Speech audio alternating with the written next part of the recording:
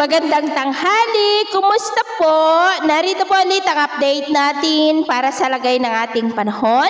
Ngayong tanghali po ng June 13, 2025. Sa ngayon po ay patuloy pa rin nakabagat ang weather system na umiiral dito sa ating bansa, lalo na sa western section. Pero gaya na yung napapansin, ay unti-unti na po na nababawasan ang mga lugar na apektado po nito.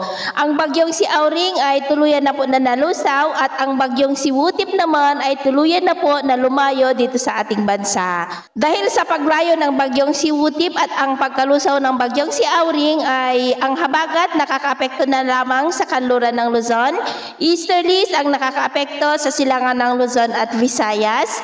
At mayroon pong intertropical convergence zone na nag-i-extend po dyan sa may Mindanao. At ito naman ay pinapakita ng forecast model natin pong ginagamit hanggang po sa susunod na 2 linggo. At sa lagay ng ating panahon, ngayong tanghali ay maayos na panahon sa malaking bahagi ng ating bansa, pero may tsansa pa rin ng maulap na kalangitan with isolated rain sa ilang bahagi ng Batanes, Dinagat Island, Bislig, Davao Oriental at Sultan Kudarat. At sa susunod na mga oras ay maayos pa rin na panahon ang asahan sa malaking bahagi ng bansa, pero dahil sa intertropical convergence zone ay mas maulap ang kalangitan with isolated light to heavy rains dyan po sa may Caraga at Davao region. Cloudy skies with isolated rains rin sa ilan pang bahagi ng Samar provinces, Tacloban, Bacolod, Paray Island, ilang bahagi ng Tagaytay, Benguet, Mountain Province, some areas of Isabela, Apayao, Claveria, Sanchez at Santa Ana, Cagayan. Kaya kung lalabas tayo sa ating mga tahanan,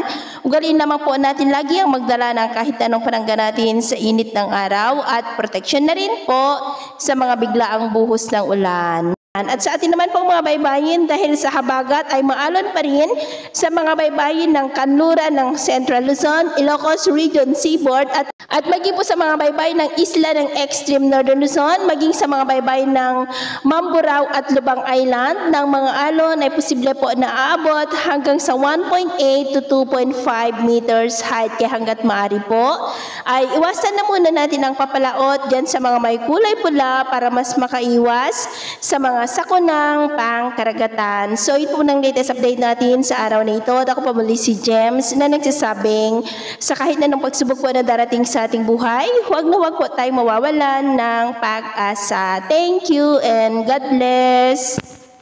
So ito po ng latest update natin sa araw na ito. At ako pa muli si James na nagsasabing